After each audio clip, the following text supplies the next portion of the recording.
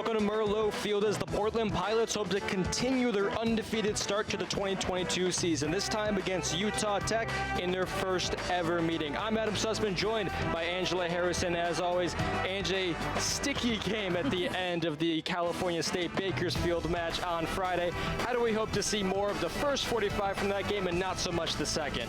I think we'll see a lot more patience in possession, looking for some of the things that they did well. Portland did well to lead into their 2 goals, a crisp, fluid attack, executing very well on their end and a little less sloppiness. Utah Tech is led by their man in net, Jacob Zimmerman. He did not start the first 2 games of the season. They gave up 6 and 5. He came in at halftime of that second game, and he's been superb in between the pipes ever since. 2 wins, 3 losses, but every single game he's played has been a 1-goal match. Yeah, in spite of their record, they're 2 and 5, but exactly, he has a goals against average of .73. He's made 21 saves and has kept his team in the game, even as much as pushing them to a win or helping propel them to a win at UP's WCC foe Gonzaga on Friday night. It was their second win of the season, a shutout. Their other win of the season was Portland's Friday night opponent, Bakersfield, whom Zimmerman also shut out, so he'll be looking to do the same against the Pilots tonight. The head coach for Utah Tech, the Trailblazers as they call themselves, Johnny Broadhead,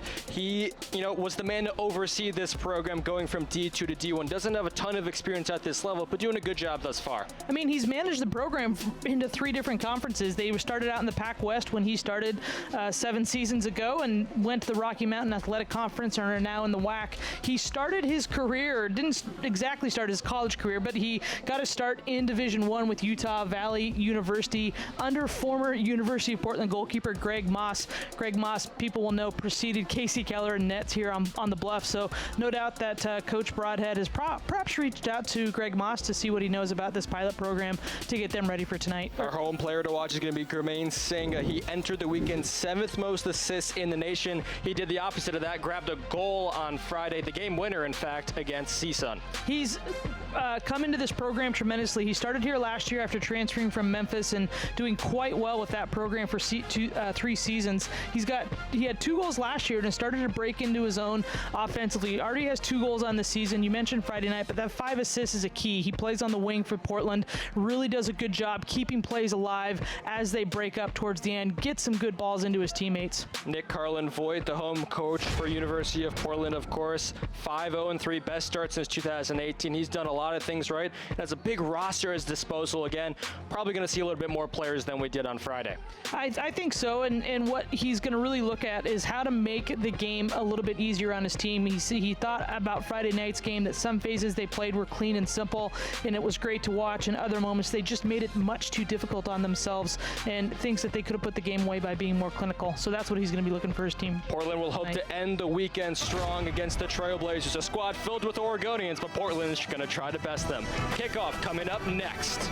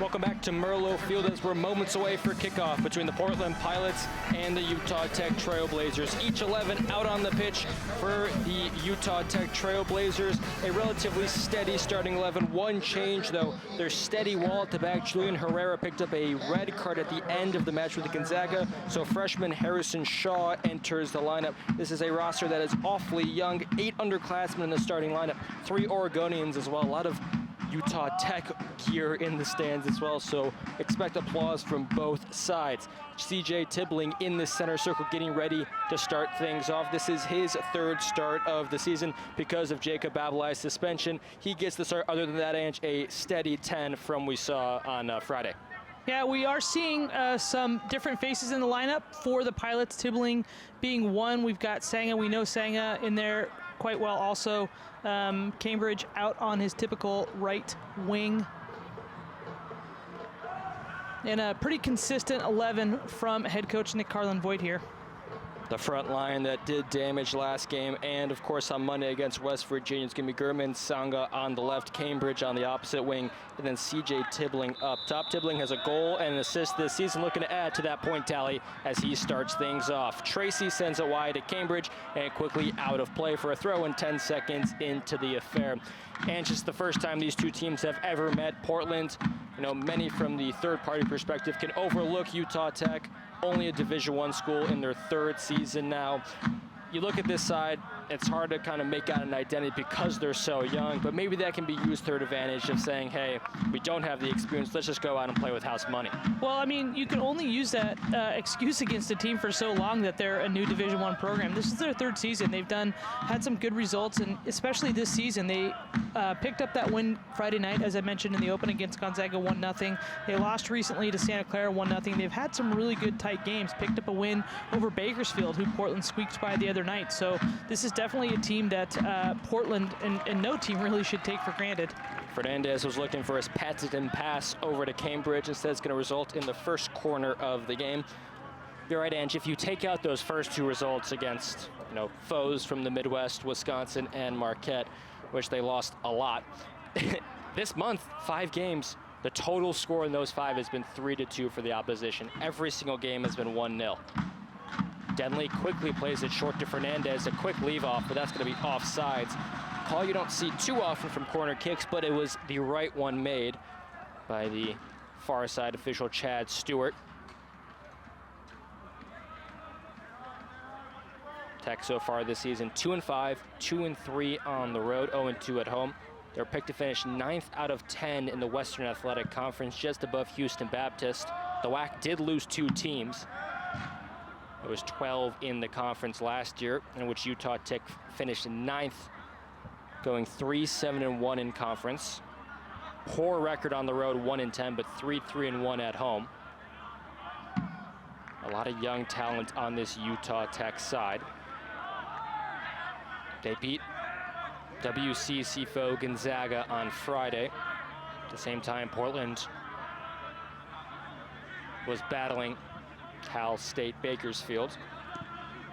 In that game against Gonzaga, it was one coveted by a lot of yellow cards and a red for each side, including Julian Herrera, who has started 41 games for this Utah Tech program, more than any one of these starters here today.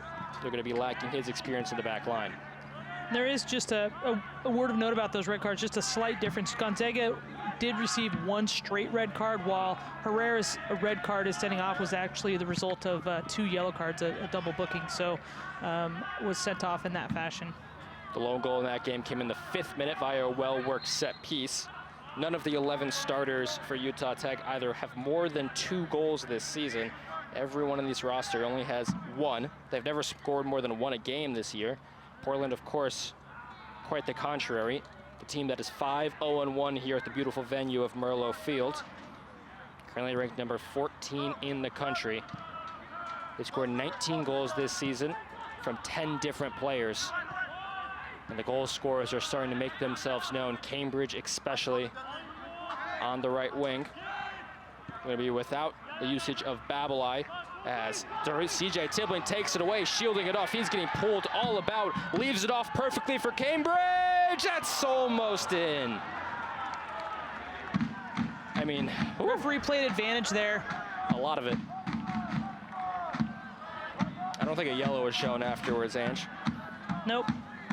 Head official for today is Nathan Max, and like 90% of players probably go down in that situation, but the strength of CJ Tibbling keeps him up. Well, you look here, and it's pretty remarkable. Etienne Courtois has his hands all over Tibbling. And in spite of that, Tibbling stays up, manages to get the pass off, but Cambridge rolls it just wide for the Pilots. Not the start that he probably wanted, but a good read from Tibbling there to pick that pass off and put Etienne Courtois under pressure and earn that opportunity for himself. Starting freshman center back Sacha Etienne Courtois, one of 7 freshmen in the starting lineup facing this talented UP side. Etienne Courtois from Montreal, Canada, stands 6'3", but even he was out-muscled by the big Swede up top for Portland. Arteaga plays Tassaris for his first touch of the game, as usual, wearing the orange captain's armband on his left bicep. Portland have arguably been the superior side in each of their last 2 games, which have been the exact scoreline of 2-1. And at the end of those, there's deja vu. In the last 20 minutes or so, put under a lot of pressure. Nick Kronvoigt making substitutions for the defensive. And eventually they were able to see out those results, but with a few heartbeats skipped here and there. Tibbling leaves his offensive line to play it back to Arteaga. And Ange, today looks like in defense, Utah Tech's playing a 4-2-3-1 with number 15, Kyle Walbrook, up top. He's looking for his first goal of the season. Had the game-winning assist against Bakersfield.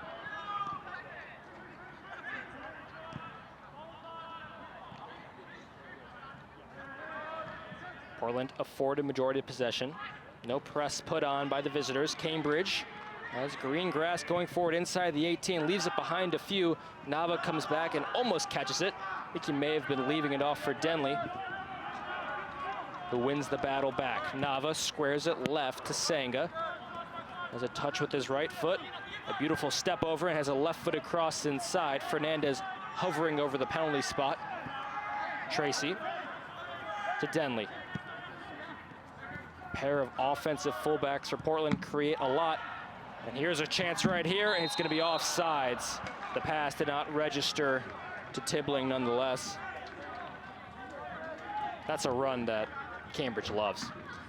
And it's a great worked ball from Portland, and Fernandez thought he timed it pretty well, but Cambridge just got in the end of Godinez there, about a step or 2 in front of him by the time Fernandez was able to get that pass off. But very good patience from Portland, and this is the kind of soccer that we'll want to see from them, that Nick Carlin-Boyd will want to see from them for the full 90 minutes. And if they can do this, they're going to be up in a big way over this team.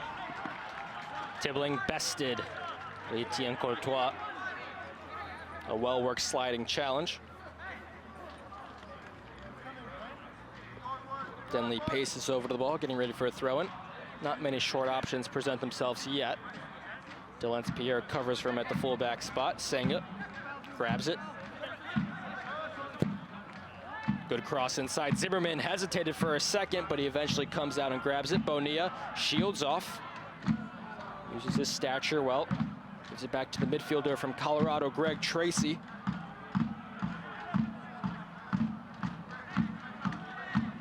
Tracy played the full 90 against Denver and West Virginia in recent weeks.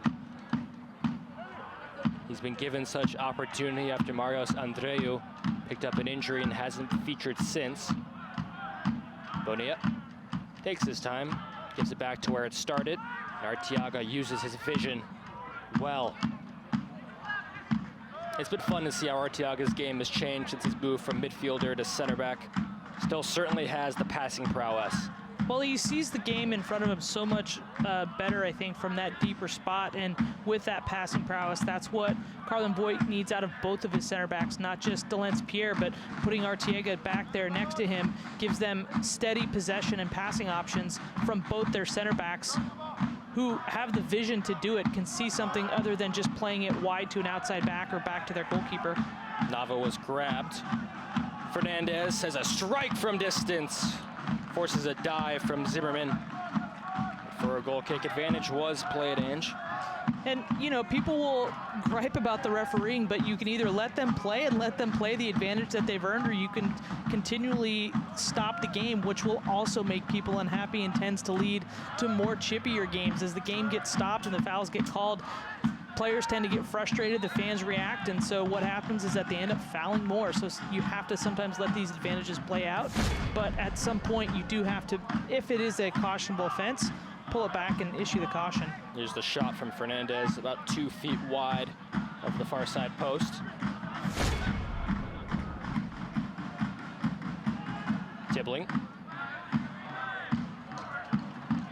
Utah Tech wanted it. Nick Carlin-Voigt, the head coach for University of Portland. Ball's right by him, doesn't pick it up. Lets Denley do it instead. 10th minute of action, scoreless. In the first half, against Bakersfield on Friday, Portland had 72% possession. That book has been rewritten, excuse me, so far 10 minutes in.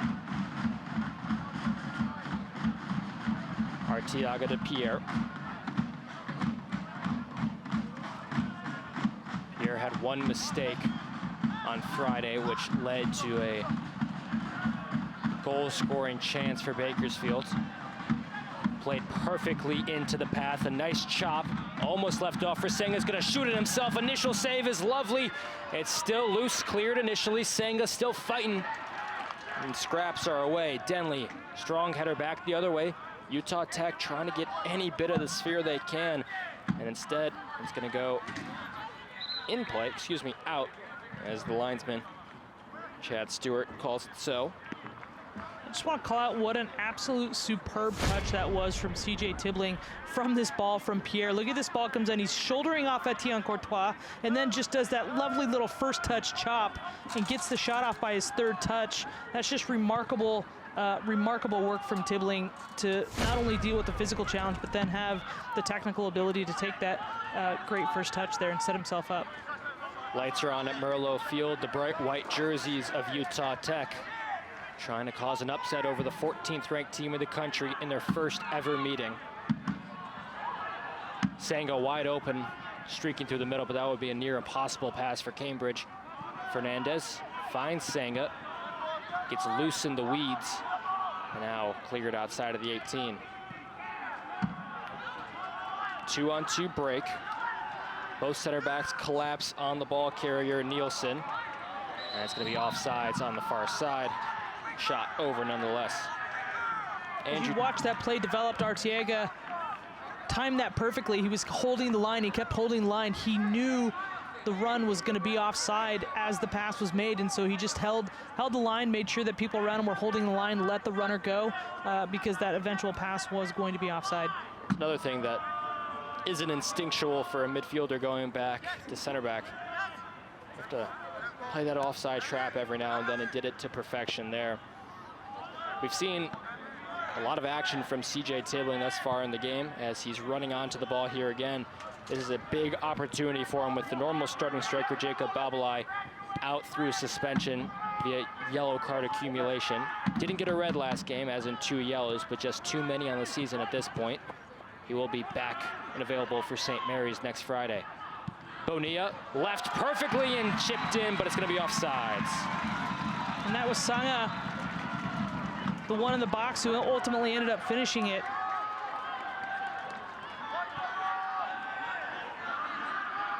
Do you think it was offsides on Sanga or Bonilla who made the overlapping run? I think it was probably offside on Sanga because they didn't call it when Bonilla got the ball. They called it when Sanga did. Here, left the defensive line to go in a marauding challenge attempt forward, leaving some space at the back. Arteaga does well, hits off his shin pad and gives it to the safe boot of Bonilla and gets it back.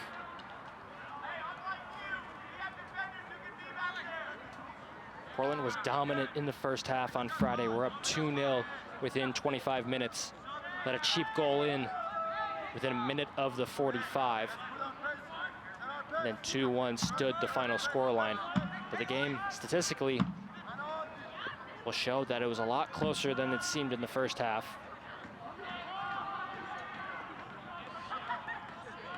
Nava aiding the attack. He's inside the box. Tibbling was outside the 6, and that's out of play. Not sure for a corner or a throw, and the word is throw-in, I believe. Nathan Max made the indication. Fernandez given space. Taps it to Cambridge.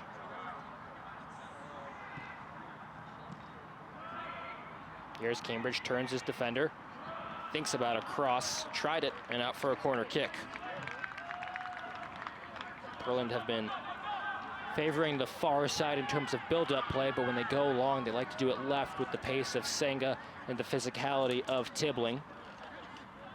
Tibbling had a goal and assist versus Cal Poly, but those are his only points so far this season. In his career, though, it's a different story. All-American second team in 2020 while at Seton Hall. Scored some big goals there. 18 goals in total, 19 now if you include his Portland career. A high corner, finds Tibbling. That's one you don't see too often from Denley or this UP side. Cross going back the other way and headed. Tracy catches it before it bounces, but the pace is going to be shy as Utah Tech going the other way, and Bonilla is safe. Presence on the back line, comes all the way from the opposite fullback spot to make the challenge. Oliver Stone thought he had a break for the Trailblazers, and he did, but Tracy does a nice job. You see him here, reads what's going to happen, runs him down, and then Bonilla runs him right into Bonilla, who came across from, as you said, his normal right back position, and slides it out of bounds. Portland going the other way, earn a foul. Blaine Chambers put in a sliding challenge that wasn't as good as Bonilla's. One of the few seniors on this roster from Layton, Utah.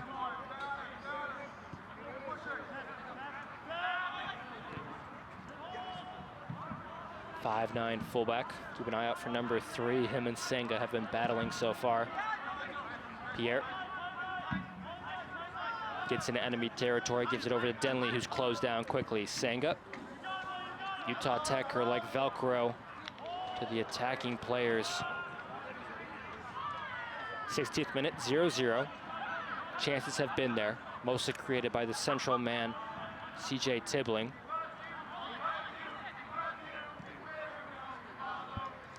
The opportunities for Portland on Friday night happened when things were happening very quickly, very crisp, very smooth, as Nick Harlan-Voigt mentioned in his post-game comments. And you see here, Utah Tech is doing a nice job dropping off, but they're dropping deep, and they're trying to force Portland to play slower to try to find their opportunities through them. That'll give them more opportunities to step to the ball and defend. As you just see here, not a lot of areas for Portland to play through and find space. So this is where this crisp 1-2 passing, a lot of dynamic runs off the ball for Portland will need to be critical for them to time something to open up to get a first or second time shot on goal. As you were saying that, Andrew, you could see Bonilla venturing forward as he scored his first goal of the season on against Bakersfield. Just didn't get the return pass he was wishing. Nava going shoulder to shoulder for what seemed like 15 yards, eventually loses out. Tech going the other way. It's with Dunes Nielsen.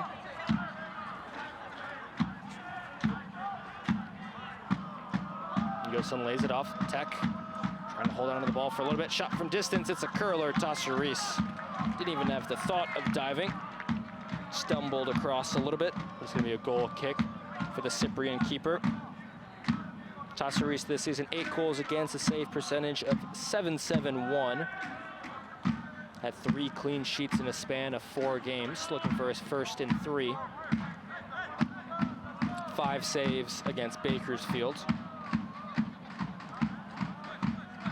4 of them coming in the second half. Portland just trying to pull the Trailblazers up to them. They had been defending back in their own half, and Portland really looking to try to create some pockets for CJ Tibbling to come off into space, looking for Cambridge to maybe make a break into that middle part of the field.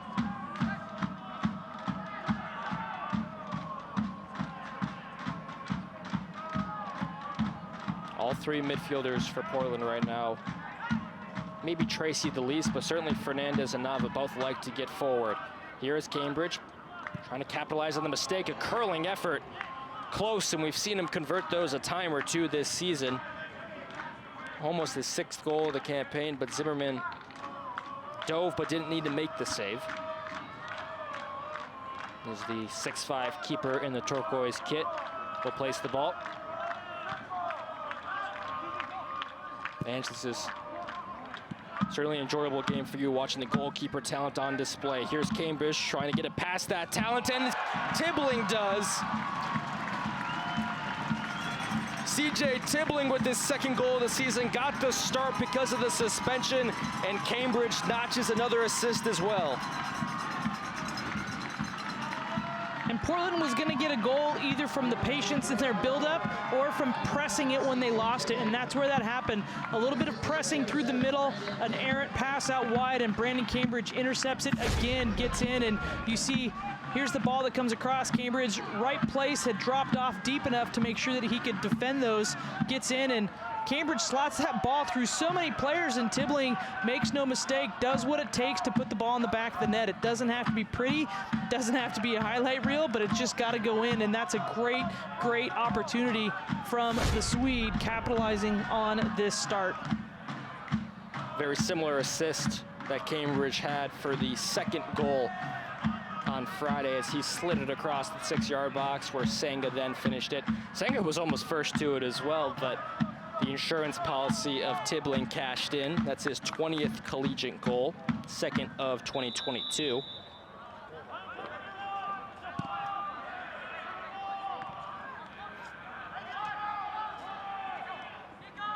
Portland need to stay packed.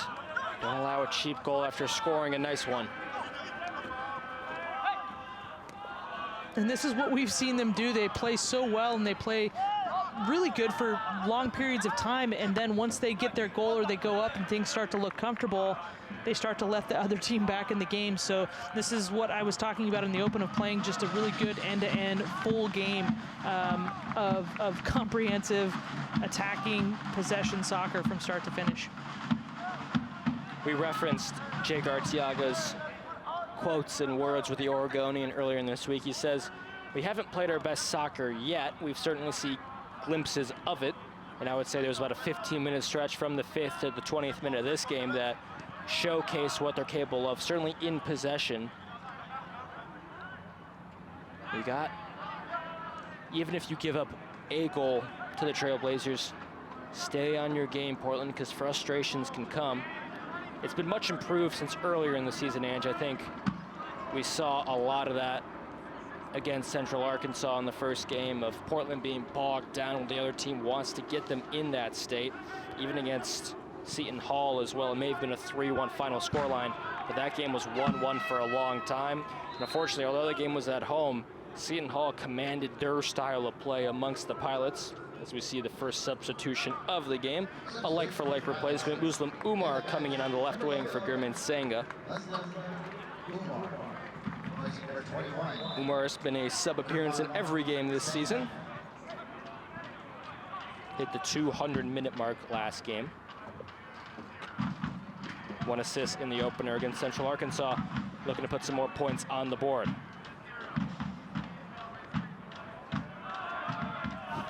Tracy has to evade the orange kit of the ref, and Umar gets his opening touch.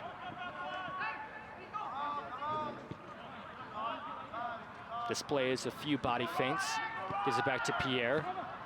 A great pass into Nava. Denley playing as an auxiliary midfielder, gives it over to Tibbling, puts his back to net, gets it back, has a shooting chance, and almost. Good work by Denley to link up play.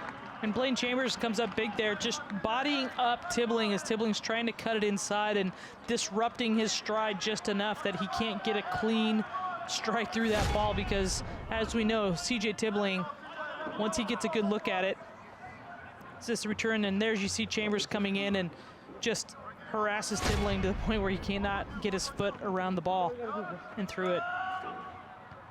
While Portland are certainly the aggressors, if they get a second goal, would be an accomplishment, something that Utah Tech has not given up since August 28th against Marquette in a 6-1 loss. Scores since then against UC San Diego, a 1-0 loss, a 1-0 win against Bakersfield, lost 1-0 to decent size in Santa Clara and Sacramento State, and of course the 1-0 victory against Gonzaga. A lot of ones and a lot of zeros. We'll see if Portland can open the brigade on this Utah Tech back line. Pierre goes with the boot instead of the head, but the follow through not as good. He's being physical with Walbrook. Nava. Denley back to Pierre. Opens up space well. You can see why you practice quick passing on the training ground, just to get out of awkward situations. Last off a Tibbling throw in for the Trailblazers.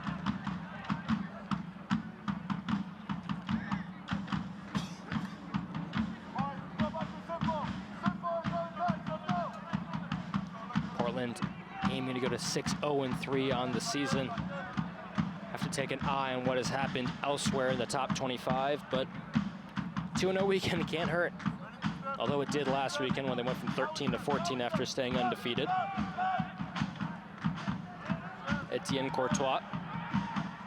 Fernandez comes from the midfield line to close down.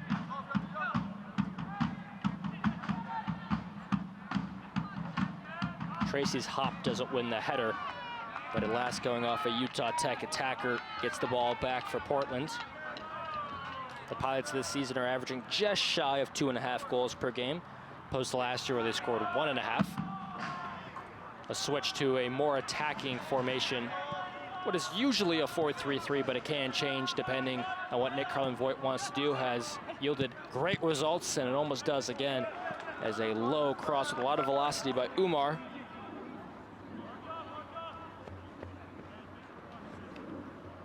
With no Jacob Abalai. There's a good chance we see more minutes from the likes of Umar. Also, Ange, I personally like to see more of Buba Fofana. He was a great striker to start the 2021 season as the ball is inside the 18, outside with Fernandez, and then cleared by Utah Tech. Nava back to Pierre. Portland going right back into the dangerous area into the final third. Fernandez to Denley, has crossing room, instead goes with the pass. It chips off a toe, and back to Denley. On his favored left foot, gives it to Fernandez. Back to Pierre again. Pierre is acting like the quarterback right now. He's starting all these breaks, and you see why with passes like that. Fernandez gets a player on the ground. Back post clip a little bit too high for Cambridge and company.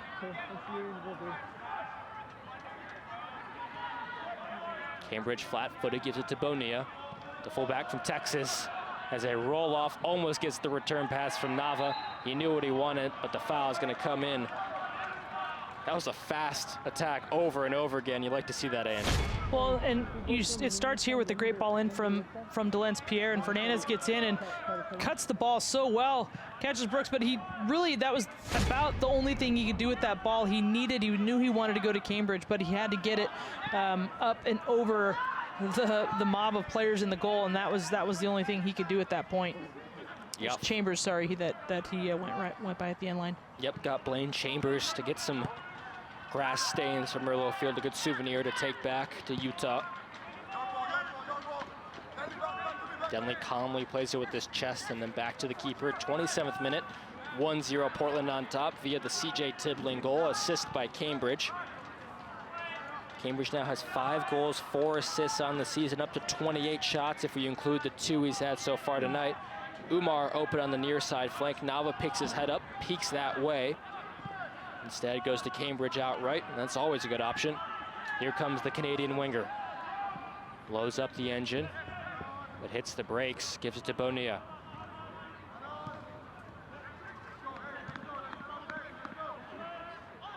Pierre has most times this half, all 11, inside Trailblazer territory.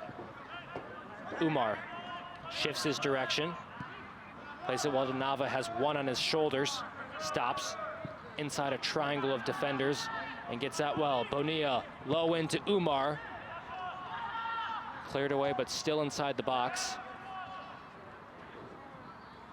Bunch of players leaping, and then a chip of the leg on Cambridge earns a set piece opportunity. That's from an awkward shooting angle, but certainly one you're going to like to put in. You just see the handshake there from Godinez. Nothing really in that foul. Both players going for the ball, but unfortunately the way that they were both positioned meant that Godinez was always going to foul Cambridge going into that. A right footer Nava and a left footer Denley. You're going to hover over the ball, while all but 3 are just on the 18-yard line. Edge of the box, if you will, maybe a little bit inside. Tracy Fernandez and Bonilla chill outside of it. Denley, good ball in. Zimmerman there to punch. Doesn't need to jump too high with this 6'5" figure, and headed out for a throw, and right about where the set piece was. And the first sub of the game coming for the opposition, and the second coming in for Portland.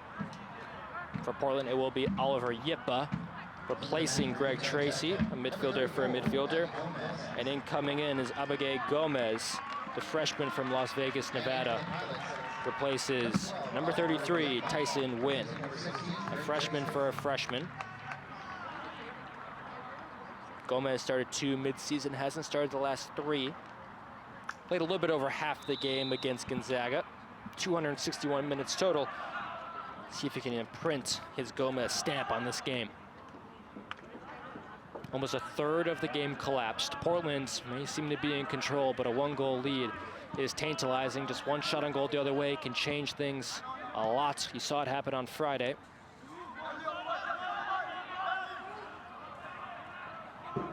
It's been a clean game so far. Don't want to jinx anything because Portland can show that changes quick, especially at Merlot Field. Here comes Nava the other way, has Tibbling sprinting in the middle, just didn't pick his head up in time. Nava again can reset things. Umar was sprinting inside the 18, a little bit of frustration, he didn't get it. Cambridge comes out, but a sliding challenge bests him. Bonilla to Cambridge. Those two link up a lot, and it usually creates magic. Bonilla goes towards the corner flag. Somehow it reaches to Cambridge, gets it loose, and goes out of play. I didn't expect it. I don't know if Cambridge expected that ball to actually get to him. I think just not the best touch, obviously, there from Cambridge. He'll be disappointed. That's where he is supposed to be good, is in those tight positions right there. And anytime that you're going to be a striker in the box, you always got to be expecting that ball to come to you. That's what you want. You want that opportunity with the ball at your feet to finish from that distance.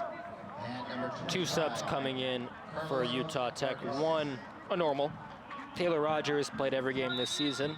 Had a goal against Marquette, went to Volcano Vista High School. What a great name, down in Albuquerque, New Mexico. The other, a little bit more of a surprise, number 25, Carlos Vargas, has only played 1 game this season. A player the person did not expect to see today, but it's always fun to see new blood.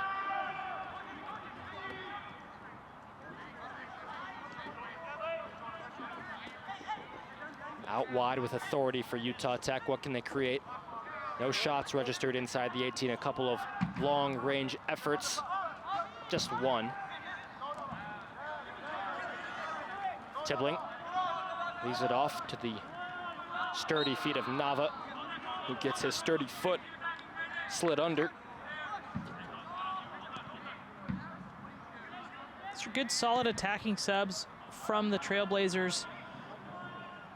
I think that, Portland, as this game goes on and as, Utah Tech will sit back defensively a little bit, they will be looking to poach something off of turnovers. They'll look to counter, to press where they can and get those opportunities. So that's why we're seeing Vargas and Rogers come in, because they're 2 good players that can press high and perhaps catch Arteaga and Pierre out of position.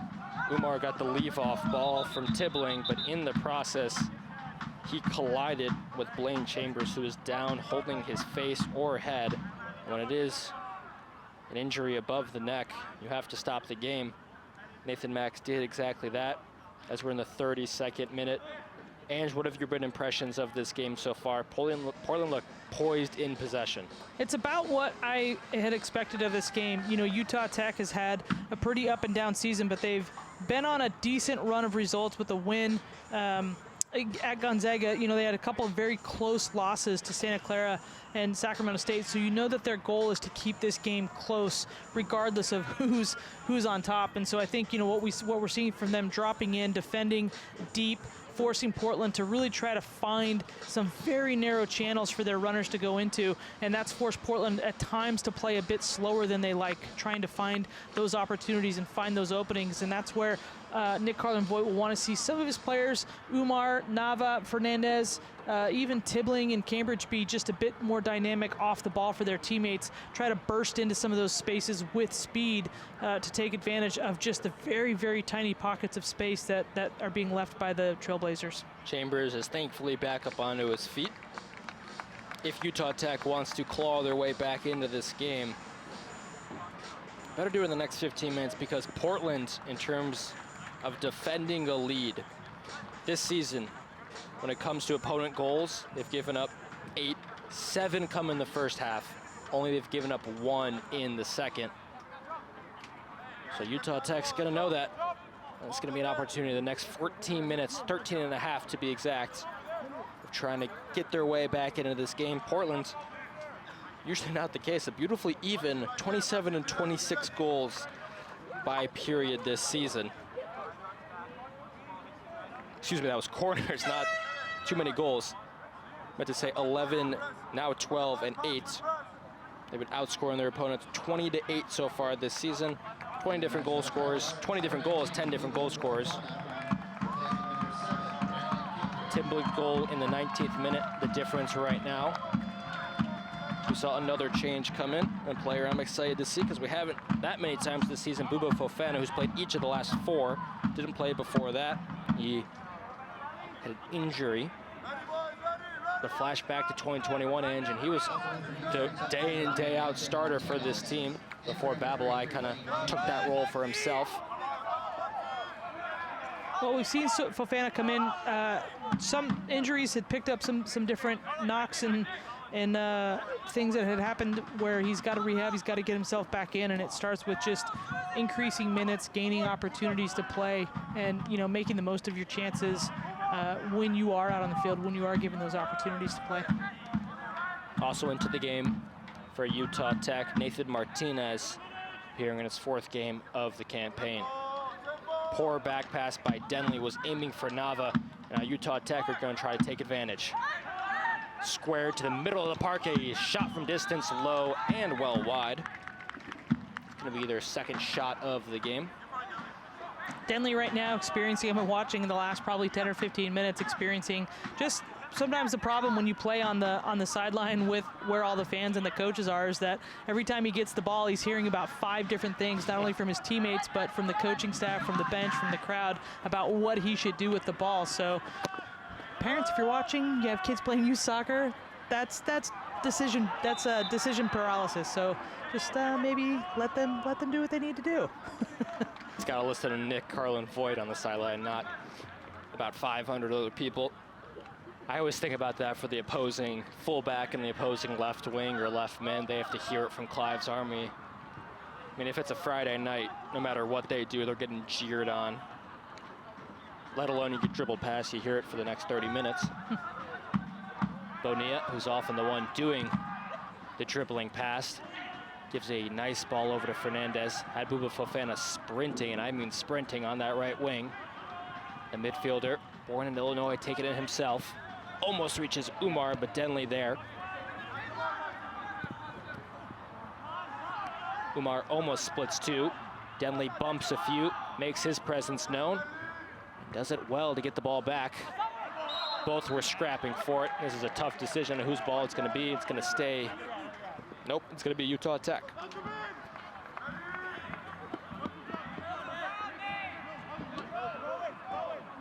Two physical teams.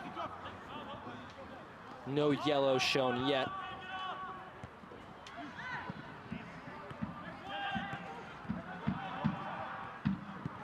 Portland this season have 28 yellow cards. Grabbed 2 as Bonilla gets tabletopped. Grabbed 2 against Bakersfield on Friday. There was 8 total yellow cards in that game. 7 came in the second half. Most were raunchy challenges by the opposition. Some just out of frustration in the end. Bonilla okay. You get higher in the air than it looks on those. Utah Tech have 11 yellows this season, but have suffered 2 sendings off. Julian Herrera after 2 yellows last game against Gonzaga. And then Abigail Gomez earlier in the season.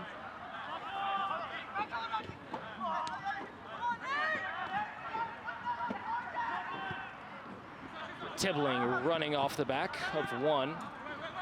Can't beat the second man. I am well confident that Fernandez is going to get one of those, pick one of those off from the keeper one of these games. He's been so close the last several games. He pressures the keeper so well. Oftentimes forces into a bad pass or a pass out of bounds, but I think he's going to get one of these days. Arteaga doesn't quite clear it in a shot from distance. In that same piece of real estate over and over again. Just on the near sideline of the 6-yard box, but not causing a diving effort by George Tassaris yet. It's a poor clearance by Arteaga. That ball came out. Nava probably could have done well to put some more pressure on it, and this is the problem when you, again, play a team that has sat deep for so long, is that now when they start to come put you under pressure, like Utah Tech is right now, it's a little uncomfortable, a little bit what you're not used to, so trying to fight your way out of that and find those opportunities to play out of it are a bit difficult if you haven't been doing it for the last 35 minutes. Fofana going on an audacious run forward. Got past 2, but 3rd was not the charm. Denley quickly retreats back into the back line, was fearful of a counterattack. Utah Tech slow things down with their captain, Larson Rogers. An opportunity for him to wear the captain's armband with Herrera out.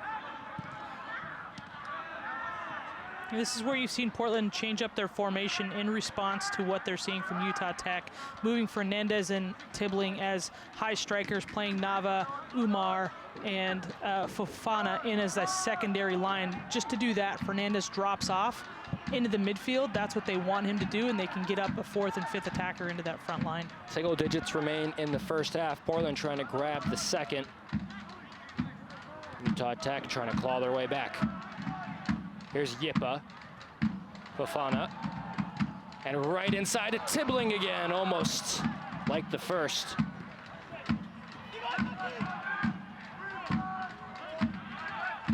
Good backheel pass by Fofana.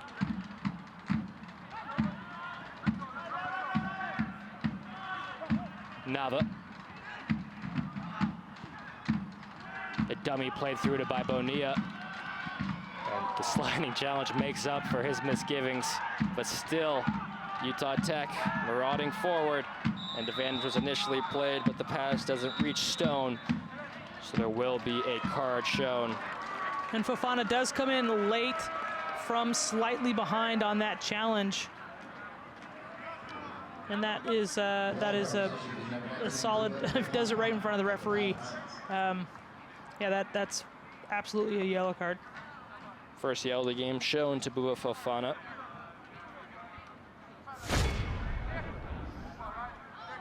As we see here coming in, and Rogers just turns his back to him, and Fofana just comes in kind of diagonally from behind, chops him down. The definition of a yellow card right there. Ball goes out of play for a goal kick for George Tassaris, the WCC preseason selection.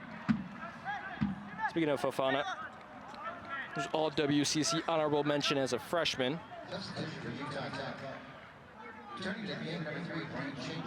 Blaine Chambers coming back into the game, and that's good to see for a couple of reasons. He was obviously injured, but he's also been playing well so far. And maybe a little bit of a formational change as well, Ange. We see number 28 for Portland, the defender Sebastian Hernandez, come in for Fernandez. I think that may be pushing up Jake Arteaga for for the final moments of this first half, as it looks like he's in midfield right now. Yipa to Nava, who any blade in the middle of the pitch, he's covered today. From box to box, he embodies it.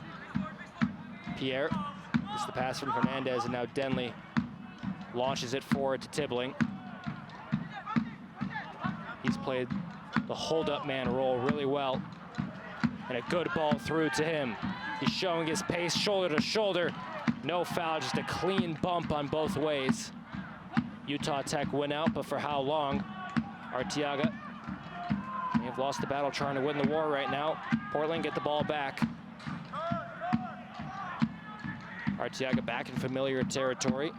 The spot where he's played the last 4 years in the heart of midfield. Bonilla gets one on the deck, finds Umar. He finds himself inside the box, opens up to his right foot and chest high.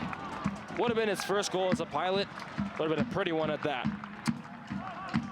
And it was a lovely little sequence that was actually started by him defending on Rogers in the midfield. Rogers they just won the ball, were trying to turn around, and Umar came up behind, poked the ball through to Arteaga, and the Pilots were off on the counterattack that resulted in Umar getting the ball back and having that opportunity. And that's definitely one where he'll kind of take that into account and see where he can do better next time he gets himself in that position. Fofana.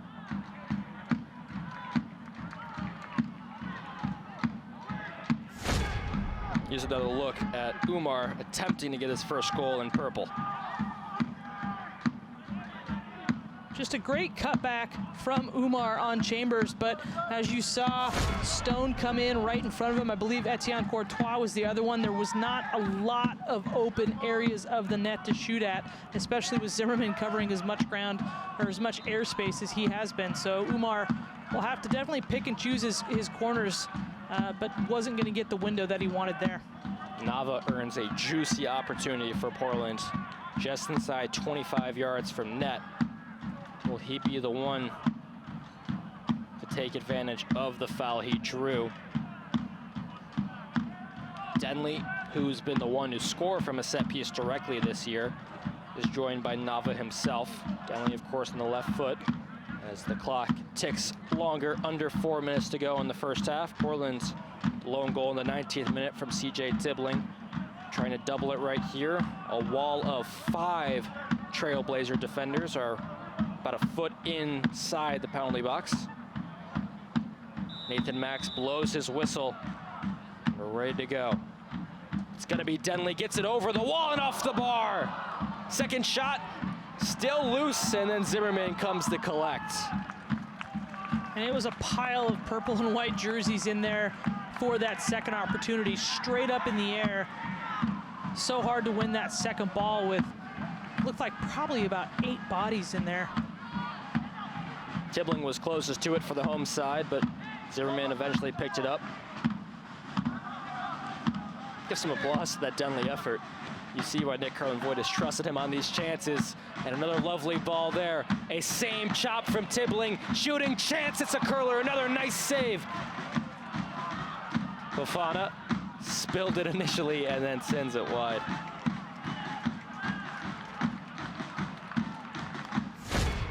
Take another look at the Denley free kick. Great angle from behind the net. And did not miss that opportunity by much. And again, that ball coming off so high, really hard for any Portland player, on rushing or not, to do anything to get that down into the net. 2 great chances by Portland in the latter minute. They're out shooting Utah Tech 9-3 right now in terms of shots on goal, 3-0. One of those, of course, going in. That was an absolutely heroic save by Zimmerman on Tibbling that we just saw. We've talked about his big frame. He's 6'5", but what he does well, or what you can do well with that as a goalkeeper, is come off your line, narrow that angle, and once you do that, there's so much more little spaces to shoot at. And what a tremendous save from him on Tibbling. Tibbling thought he had that one, but Zimmerman closed him well and read the opportunity and batted it away. Portland trying to avoid a repeat of Monday of giving up a goal within the final moments of the first half. This is a good way to do it. Trying to turn defense into offense, but the pass way overcooked.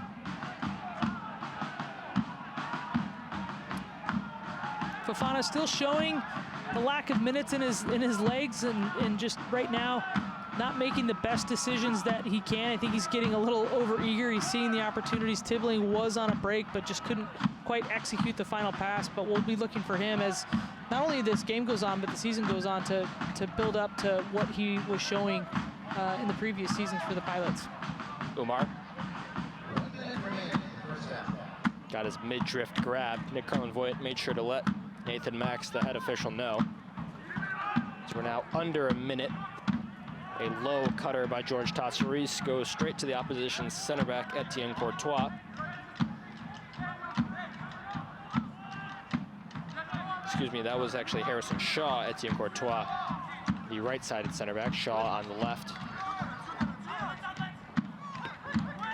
Smart play by Delancey, although it does earn the opposition a corner. Could have gone back to George Tassaris, could have sent it out for a throw-in, and instead out for a corner. 15 seconds left. This will be the final action as the PA announcer is about to count down. Close to that, still high, arcing, and not dealt with yet. Shot from distance and a save. That will do it for the opening half. George Tassaris knows what it feels like to get his palm stung at the end of a half. There's a nice save there, kept his ground, put both hands up, and he keeps this game level, Ange.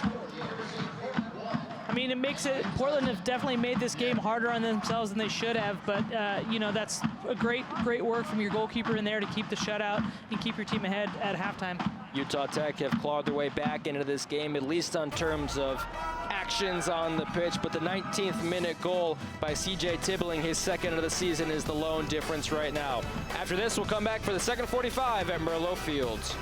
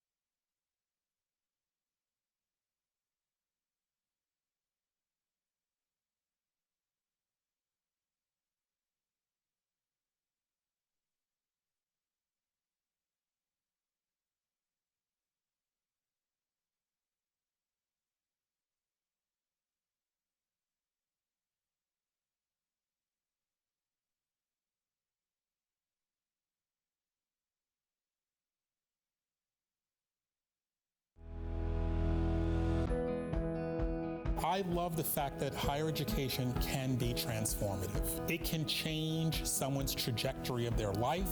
So it's my hope that the University of Portland, we are the transformative Catholic university in the West Coast. I was born and raised in the great state of New Jersey. I'm the youngest person in my family. I have some amazing parents who have sacrificed a lot to provide an education for me and my brother. You know, we grew up knowing you're going to get your education, you're going to go to church, and anything is possible as you go forward in your life. My name is Rob Kelly, and I am the president of the University of Portland. We were simply thrilled when Dr. Kelly accepted the opportunity to come to the University of Portland. We spent hours, weeks, months discerning this important decision, and he was exactly what this university needs moving forward. Hey guys. Nice to see you. I think you've already seen that on campus already. Dr. Kelly's everywhere. He's ubiquitous. He's energetic. I think he's a tremendous role model. His experience in higher education at this university and other universities will serve him so very well. There's no one more prepared to lead this university into its next great chapter here on the Bluff. This is my first day with lots of students on campus in a physical format. The students are back, and this is the beginning of it. It's like Christmas morning. Clearly a person that was able to build connections and relationships with people. His prior experiences, it was very intentional that Rob was preparing himself to one day hopefully have the opportunity to lead a Catholic university, and I'm grateful that he chose us as much as we chose him.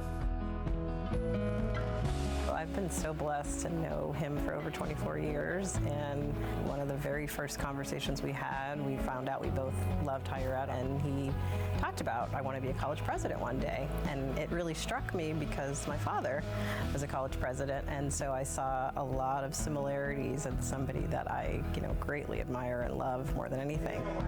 He is like the cheerleader for our family. My children, Alex and Addison, first they ground me completely. They give all of this work that I'm doing and everything meaning. To be such a collaborator, communicator, and somebody that really deeply believes in justice, it seemed like those were the things that he just naturally is. I have been extremely blessed to have different people in my life. People like Sister Frances, she was my 4th grade school teacher. I remember those little lessons that she taught us, and I bring that with me into the work that I do now. Welcome to all of you. My message to students would be that they're loved. We want to walk with them and accompany them as they go off and do amazing things in the world. And we're always going to be there. It's about community, and we're going to help them to get connected as we go forward in life. Welcome home, and go Pirates. Dr. Kelly, on behalf of the entire Board of Regents, we are thrilled that you are finally here on the Bluff. Dr. Kelly and his family, so grateful that you've become a part of the University of Portland. Can't wait to see all of the fantastic things that we can accomplish. Welcome, Dr. Kelly, to Villa Maria Hall. Welcome, Dr. Kelly, to the University of Portland. We're so proud of you and wish you the best of luck at University of Portland. Congrats, Dad, on becoming president. I'm really proud of you.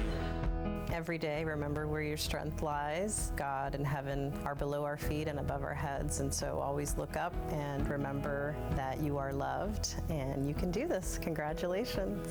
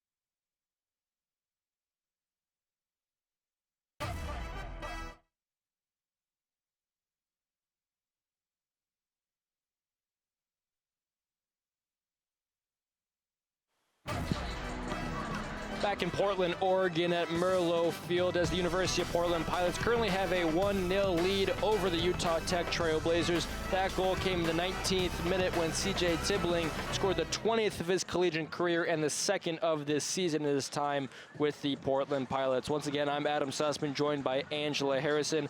Andrew, was an entertaining opening 20-25 minutes. Utah Tech then clawed their way back in the second 20 after that. It's been an interesting half to watch. Portland had to change formations. Didn't really, I guess I shouldn't say had to change formations, but move some players around to try to generate some more opportunities for themselves. They had some interesting looks, interesting opportunities early on, but as the Trailblazers sat in essentially two banks, 1 of 4, 1 and 5, as you saw, they crowded the space in Portland's final third, really limited their opportunities. As we see here, this goal was the one that counted for Tibbling. The first one was offside, but other than that, not a lot of very good, solid opportunities. Portland only 3 of their 9 shots, total shots in this half, were on target. As we see here, Umar with another good shot, not on target. You Trailblazers have done such a good job of mobilizing themselves behind the ball and limiting the effectiveness of Portland moving the ball quickly. I talked about a little bit of Nick Denley's decision paralysis, when he's playing on this near sideline, but really, when a team like Utah Tech is so disciplined in how they defend, it really results in decision paralysis for the entire team. I think Tibbling may have been able to take the shot right there, but wants that extra touch just to be sure about what he's doing, just because the game has slowed down so much due to the effective work of the Trailblazers. And here was the final chance of the half belonging to the visitors. Stings the palms of George Tosseries. That was a lone shot on goal he had to deal with, but not an easy save through a lot of traffic, Ange. No, but I really think maybe on the first one he could have saved himself some trouble and caught it. I think he had the time, he had the space to catch that and not create that secondary opportunity. And if Portland's going to get bit by something, it's going to be like that. It's going to be those secondary opportunities where the ball comes through. It's not going to be the first shot. It's going to be Utah Tech winning the knockdown, winning something else, something that gets spilled that's going to result in a second shot that bites them. This weekend has been headlined by first half possession dominance in this game right now. Portland have 67% of the ball opposed to Utah Tech's 33s. Here are the full stats, some of which we alluded to. Portland 3 shots on target, 9 total, while Utah Tech, you saw it on the end of the highlights, just the 1 shot on goal out of 4.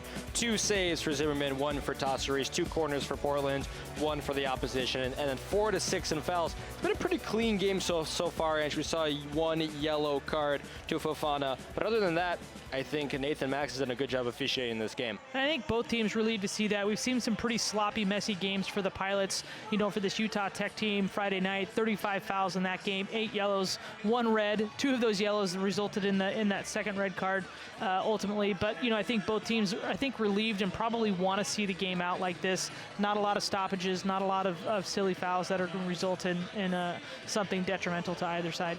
Yeah, 2 red cards in total this season in just 7 games for Utah Tech. They'll be wanting to seeing this game out with anybody being kicked out for the following game. But that's going to do it for our halftime show here at Merlot Field. We're going to take a quick break and then the anticipated second half just after this. Stay tuned. We got a good one.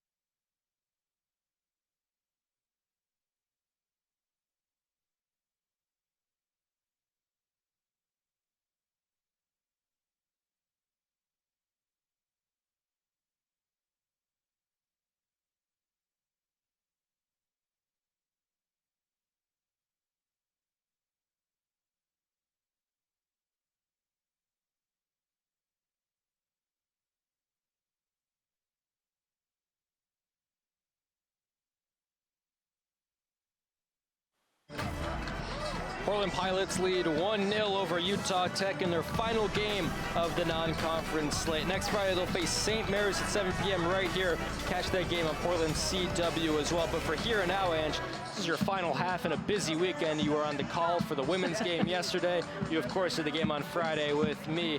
Been here at Merlo Field a lot. It's been an enjoyable weekend. Busy week, busy month. September has been packed with home games for both the Pilot men and Pilot women, but it's been so fun to watch the progress of both teams.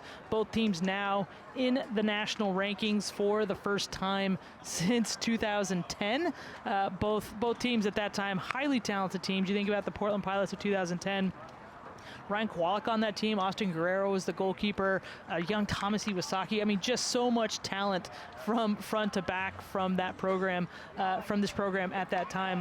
That team was a lot of fun to watch. If there's a Jeopardy category called Portland Pilots History, we'll get you on board for sure, Ange. But for the University of Portland men's team right now, best start since 2018, when in their opening 13 games, they went 10-0-3. If this current scoreline stands, they would move to 6-0-3. Don't want to anticipate anything, but it's nice to see them make Merlo Field a fortress, because in October, they have a grand total of 1 game here with 4 on the road. They go to San Francisco, Oregon State, down in Corvallis, Gonzaga, and San Diego.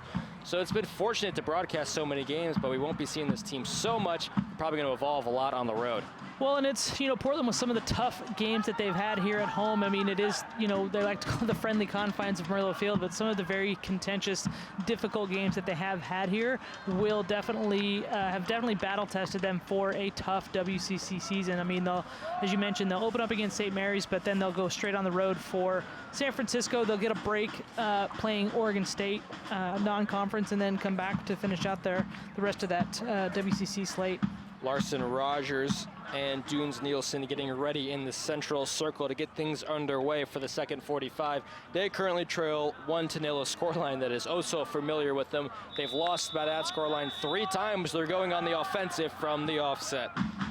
Rogers gives it out right as Umar does stay in the game, and other than that, it looks mostly like the starters. Oliver Yippa still in for Greg Tracy, but Fernandez comes back in, Nava still in midfield as well, and Tibbling back to that striker position. I think this is CJ Tibbling's best game of the season so far. He's been afforded more minutes due to Jacob Babalai's suspension. And I think the decision to leave Umar in the game is partly due to where Nick Carlin wants Nick Fernandez to play. He wants him to play in a more advanced position, almost getting up next to Tibbling as another central striker at moments, and that pushes Umar farther wide. We like to see Sangha come in a lot and play on the inside, where Umar's going to be having to drop off and cover a lot more real estate than we've seen Sangha do. Oftentimes in youth soccer, or even youth other sports, you say, act like the game is tied or act like you're down a goal. And that's something we haven't seen from Portland too much, but the identity has been strong and minute in as that ball sails over. Is it off a deflection? Nope, going to be a goal kick for Jacob Zimmerman. Zimmerman this season, one of the few in collegiate soccer to have a save percentage over 800. Cuba Grant, the junior from Ontario, Canada, was the starter for the first game and a half, in which he gave up 10 goals against Wisconsin and Marquette, a save percentage of .333. But since then, Zimmerman has come in and not given up more than 1 goal in a game. Portland's going to try to push that boundary nonetheless. Fernandez playing in an advanced midfield position, chasing down that front line. It's often gone unspoken this season, but it's been really fun to watch Fernandez this year. Didn't get to see him at all last season. As Cambridge picks it up in an advantageous position, first time shot deflected, and he's bumped from behind. No penalty shown, even though a couple of arms are raised on the bench, as they naturally will all the time. Godinez was the one coming in on the challenge there. A really good hard challenge there at the edge of the penalty area. Rogers gave it to the edge of the box. Denley defending a slip down. A lot of bodies fighting for it. That's Dunes Nielsen on the ball right now. Gives it back to Chambers. Denley, a couple of players slipping about. Fernandez, and an odd man break, kind of stems out of nowhere. Can he reach it? No, he doesn't. As Etienne Courtois cuts out that attack. Well-placed header, better placed touch, but the pass not as good as the latter two. Wynn subbed out mid first half. He's back in, the freshman from Clackamas, Oregon. Went to Clackamas High School as well, 5'7", part of the Timbers Academy. On the ball there, gets taken away by Fernandez. Tibbling, they had Umar out left, doesn't get it.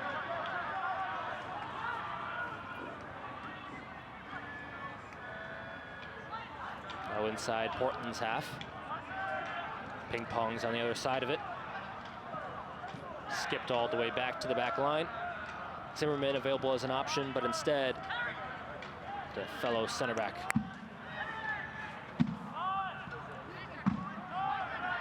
Harrison Shaw is the center back with Etienne Courtois. He's picked up his first start of the season due to the suspension of Julian Herrera, who's played the full 90 4 of 7 times this season. Of course, not getting any tick today because of a double yellow card against Gonzaga. Here is Bonilla.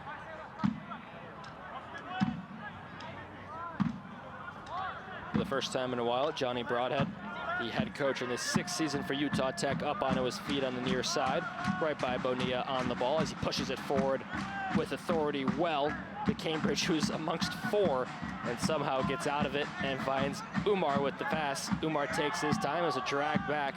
Maybe takes a second too long, but finds Bonilla and gets the return pass. A sliding challenge. Makes contact with Umar, but all clean. Bonilla watches it go outside, into touch for a throw. A lot of different rotations for these Pilots. Umar coming into this near side of the field. We saw Sebastian Navas shift out into a more forward position. Now Navas dropped back. Fernandez is going up in the front line. So Portland really looking for any way that they can disrupt the disciplined set position of the two banks that Utah Tech is defending in. Nick Carlin-Voigt sent Gurmain Singh out to warm up. He was replaced by Gurmain Singh. Excuse me, can't replace himself. He was replaced by Muslim Umar in the first half. We'll see if that's the same substitution, but reversed again. George Tasseri showed good composure on the ball despite being closed down by a couple.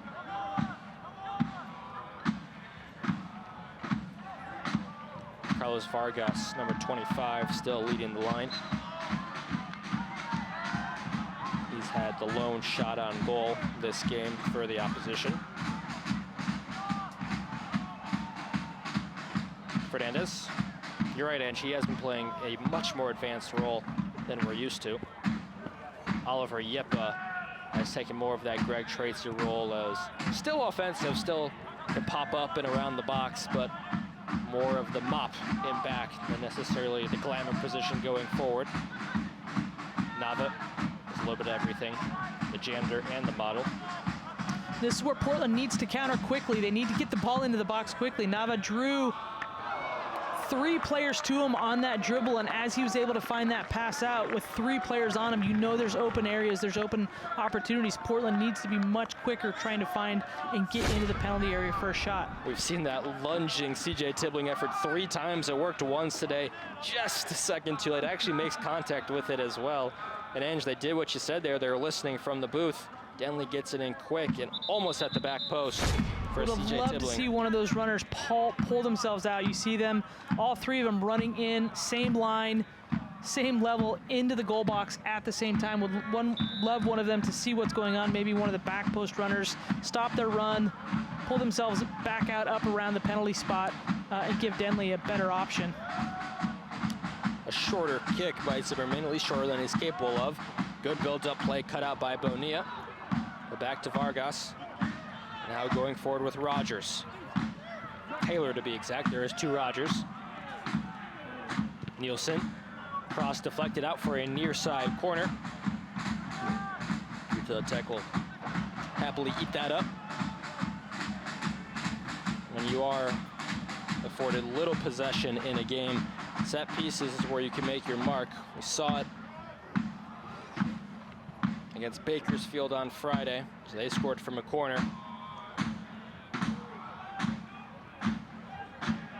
If you earn a corner and weren't able to take it like you did in the first half, do you count it? it comes in for maybe the first or second one. They would stop the clock and allow you to take the corner. Denley running, Umar with him. As Yipa has to play an unfamiliar position. Shot from distance, George Tassaris, well positioned, sees it go over. Well, let me correct what I just said. If there's like 10 to 15 seconds left on the clock and you can get up there and do that, yes. But if it rolls over the end line with like 5 seconds left, it just depends on the level of the game and the time wasting that is being engaged in by the teams. And if the referee recognizes it as a time-wasting tactic, then they can, and it's their discretion to stop the clock and allow the corner kick to be taken. Everything about timing and things that happen at the field are at the referee's discretion. Yeah, I think if that was the second half, the clock probably would have been stopped, but that ball went off the palms of George Tassi with about 4 or 5 seconds left. There was one Trailblazer player urging everyone forward to try to take the corner, but the other 10 were saying, okay, we'll take this in the half. Clock has been stopped as a player exited the game briefly, but he'll be allowed to come back in once play resumes.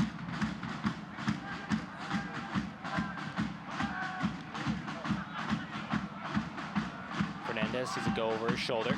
Yipa.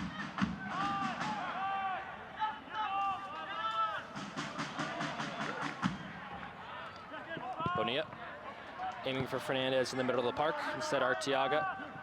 It's being closed down by a Trailblazer or two. Denley, Umar. Dancing on the line.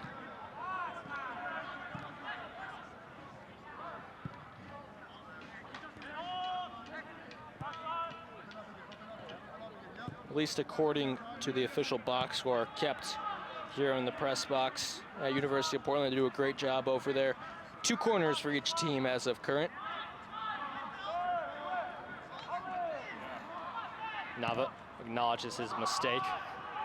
Pierre covers for it. Interestingly, Dunes Nielsen is being held on the sideline. He was on the pitch, and I don't know if he had to come off for blood on his jersey or a head, something or other, but he's not being given the opportunity.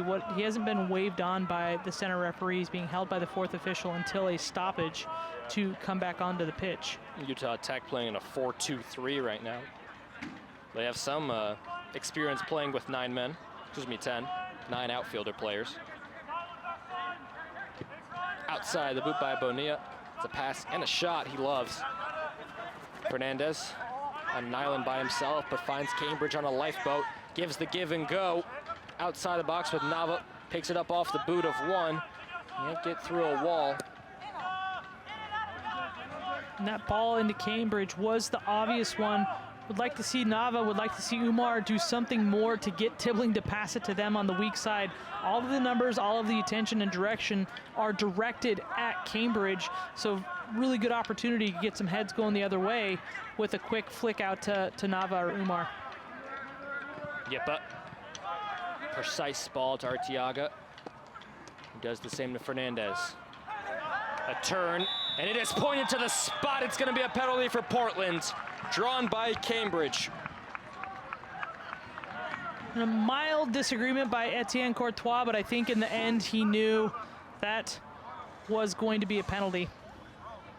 That was Cambridge who drew it. I think Nava's going to take it. Here's a look at it as the turn and gets his back foot clipped. Excuse me, that was Shaw who was disagreeing. Shaw definitely comes through and clips the inside of his ankle as he goes for that turn. And again, trying to disagree, trying to let him know, but that was never in doubt. Nava grabbed an assist on Friday, has 2 goals this season. He's been a box-to-box midfielder and doing a great job at it. Would love to get to 3 on the season after his 4-goal 2021 campaign. Nava, calm and collected, looks at Zimmerman, a mild run-up, sends it to the right, and it's saved, but then in! Nava doubles the lead for Portland. And he goes down, right down the middle with it. Zimmerman, again, has such a big frame. He goes to take it. Nava just plants it right down the middle. He doesn't hit it hard, but maybe not straight down the middle, but definitely not where Zimmerman thought it was going to be, and gets the deflection off Zimmerman's leg. A little bit to Nava's right, a little bit too low for Zimmerman. Not perfectly placed. Hard to know what Nava was trying to do there, but I definitely don't think that that's the penalty, how he wanted to take it or where he wanted to place it, but it doesn't matter because that's the goal that doubles Portland's lead. And now what we'll have to see them do for the next 35 minutes is, you know, go out and get another. This is where they've gotten in trouble. These 2 goals lead where they end up sitting back and defending for half an hour is what's really caused them the most problems over the last couple of games. Nava now sits all by himself at second on this team for goals with 3. Cambridge still in first with 5 goals and 4 assists, but Nava close behind him. I think Jacob Babale has 3 also. It's a great point. I was looking at the starters today. He had a really good game against West Virginia. Babale, that is. Left off to Umar, who's hoping to be someone in the future that can be amongst the goal-scoring leaders. A true freshman, has an assist this year, but looking for his first goal. Sailed over the bar in the first 45. Here's Tibbling trying for his 3rd of the season. Has a low shot it in! Tibbling makes it 3 seconds after it was 2. It's a brace for CJ Tibbling.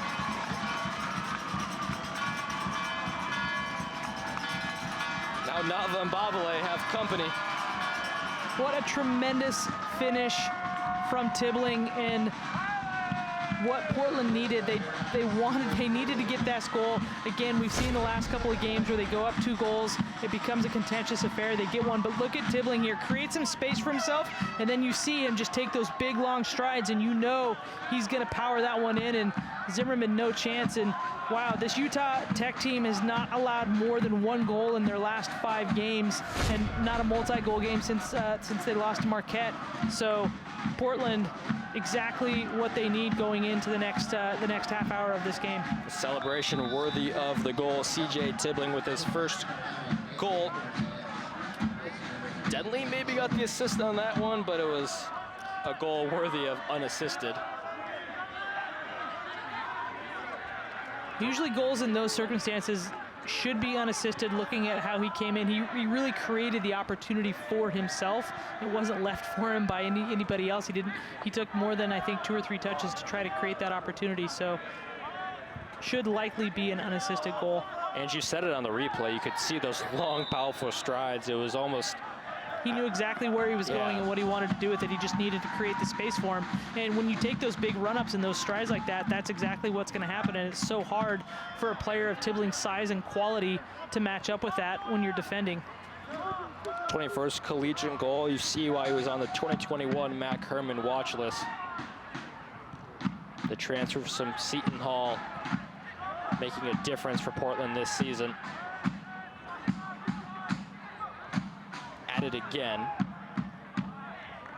Out of play for a throw-in. I think we may see some substitutions. Greg Tracy coming back in. He hasn't appeared since being subbed out for Yippa. And then another substitution we've seen once already, Sebastian Hernandez coming back in. Foul by Portland, I believe it was Umar. Utah Tech finds themselves in unfamiliar territory, at least not since August. They're down 3.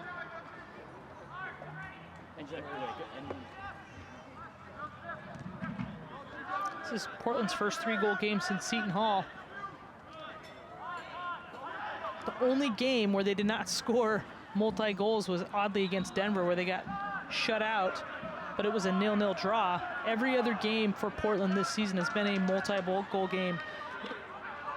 And to clock it exactly, there was 51 seconds in between the goals, Ange. That was I believe the quickest back-to-back this season. The first, a penalty by Nava. The second, of course, the lovely strike we just saw from Tibbling, as Zimmerman coolly shoves it out left and then cannon forward. Bonilla.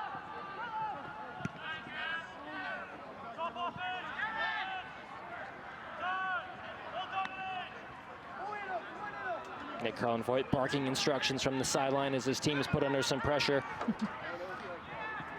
You can see on the far side of the field, this is the lovely thing about the smoke bombs that the student section lets up as it starts to get colder in the fall. They're so close to the grass, and it's the grass gets wetter as the night goes on. That smoke tends to stick there for a little while. It gets a nice little purple haze, purple fog. Should sell a Merlot Field scented candle. It just smells like flares in the bookstore. I'd buy one. I personally enjoy the smell. Nice back heel pass by Larson Rogers, who's your Trailblazer captain this evening, wearing a red armband. He's on the ball right now, gives it off to Nielsen, and then off of, I believe, Arteaga for a corner kick, as we're 2/3 of the game completed.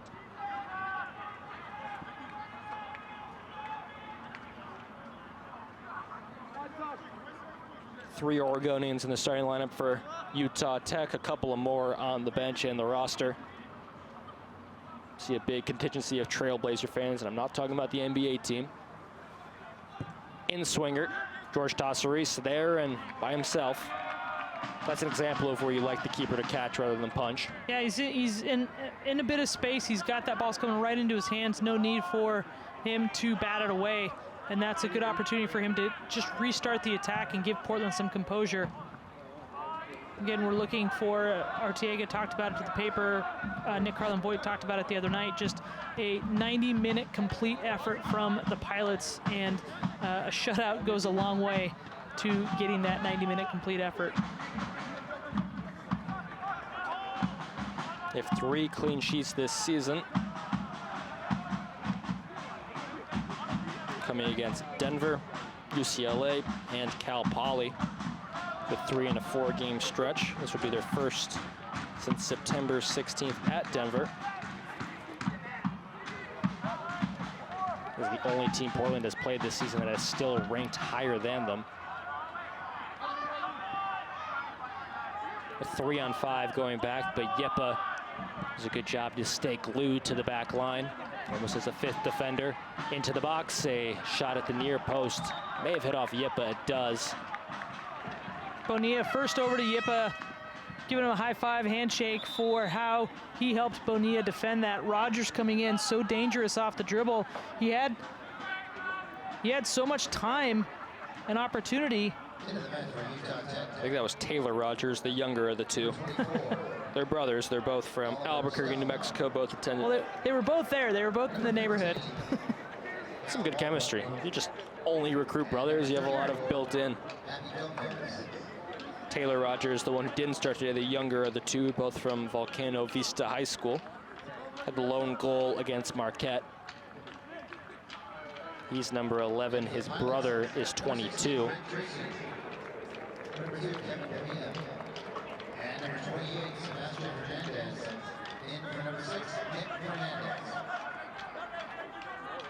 Fernandez exits, as well as one other I didn't catch initially. We'll get that to you in a sec. That was Bonilla.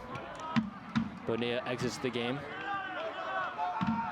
And look at the pace by Nava. It's almost like he's just gotten to the game. Lovely ball over to Umar. Has to come back to collect it for a second. Left-footed shot near post. It's his first goal!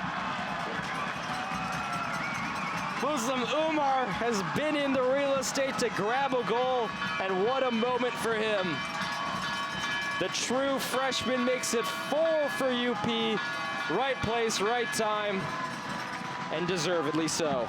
And that is an assist you absolutely give to Sebastian Nava. He broke free in the open field. Look at this, he gets it in his own penalty box. Look at this run on the dribble, gets his head up right here, sees Umar, plays the ball. It's a little bit behind Umar, but all Umar needs is 1-2 touches, and there slides it through. And Zimmerman expecting that ball to go far post, and Umar slots it into the near post. Nava now a team-leading 6 assists off that terrific effort from him. Senga was the one who came into the weekend leading this team in assists with 5, the 7th most assists in the nation. After this week, you're gonna have 2 inside the top 15, depending on how things break down. But Nava has been so good this season. It's been two really new roles this year. Played on the right, sometimes left of a 4-4-2 last year. Was mostly exiled to the wings, not in a bad way. It was just, but this season has more reins in the middle of the park. Started the season as a winger, but then Senga came on and it pushed Nava inside. It's worked out for Nick Krellenvoet. And this is what Portland needs, this 4-goal cushion. The most goals they've scored this season was against Cal Poly. That was a 5-goal game. Haven't scored that many since then. And this is what Krellenvoet wants going into the WCC season. He's able to bring in some players, get some more opportunity, try some different combinations. He's got Sanga out there with Umar in Cambridge. He's got Greg Tracy pushed up into the lineup, playing next to Nava. So he's able to try out some new things, get Hernandez onto the field, and we see some new players coming on, and Jacob McDaniel and Michael Hatcher also. So really some valuable minutes here for these guys as they go into the WCC season. Hatcher played cleanup minutes last affair on Friday. He's a big body that is competent defensively. Also coming in, as Ange mentioned, Jacob McDaniel. Portland aiming for that 5th, which would tie the 5 they scored against Cal Poly. That was also a 5-0 game. And interestingly enough, for the Trailblazers, have now allowed more goals in this game than they have in the last 5 games combined. So really, credit to Portland, have had their opportunities in the first 20 minutes of this half, and like we didn't see in the first half, really have capitalized on them and made the most of them. And for Portland, and you don't want to see them bogged down to, petty fouls, frustration. You may get pulled down a time or two. Opposition may get some yellow card. Just keep playing your game, and Portland has done that. Talk so much about playing a full 90. While there's some moments they may have looked lesser than their capabilities, this has been a complete game for them as Arteaga embodies that on a good interception. Senga misread the situation and allows Etienne Courtois some time. Good cross into the box. Delence Pierre not quite there. Second chance, and George Tassaris has it within his grill. Walbrook was right there to pounce on that. Good cross. Very, very good opportunity here from the Trailblazers. Rogers, lovely ball in, clears Arteaga, gets through Delence Pierre, which is difficult to do, and Walbrook right there, can't believe it. He had it in his grasp, but George Tassaris read that very well, came through, and kept keeping the Trailblazers shut out. That malaise of purple, it's very cool to see in person. We apologize if it obstructs your view a little bit on screen. It looks almost fake. We can assure you there's been about 3 flares set off in a 10-minute span. They're supplementing each other. Saying a nice chop, has Umar way out left. He's got a lot of stamina, Muslim Umar. I believe he's getting up to his season high in minutes. Here he is again. How about a double?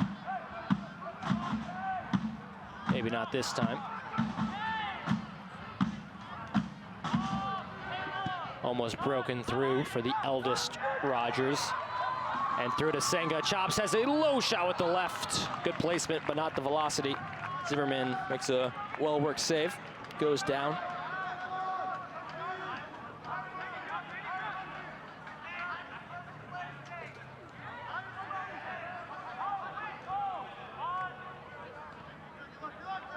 Trying to get the exact time of each goal, as we had one in the 56th, 57th, and then the 64th. So yes, all within a 10-minute span. 3 subs for Portland, and 1 coming in net. Brandon Limes, the backup keeper from Edgewood, Washington, gets his 2nd appearance of the year. Applause to George Tassaris as he keeps a clean sheet. Limes had 12 minutes against Cal Poly. Didn't have to make a save in this game.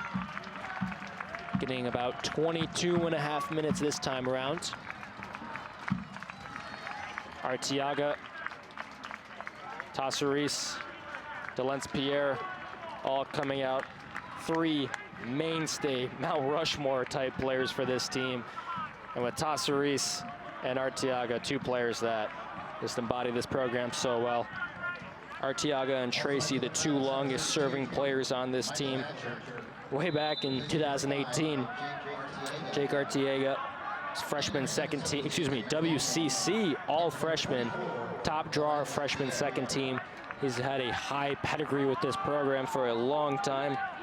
Last season was a WCC first team selection.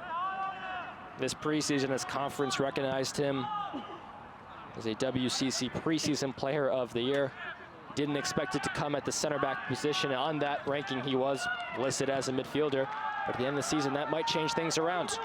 Maybe he makes room for a WCC first team selection for someone like a Nava or someone like a Fernandez. They're certainly putting up the numbers for it. Yeah, Nava, it's just been incredible. Hatcher fighting with Rogers. Hernandez comes and makes way. Center official look to the AR to see if that was in fact over the end line, and it was not, so it'll be a throw in. Good hustle by Hatcher. And Hernandez. Hatcher 6'3", one of the biggest body on the pitch for Portland right now.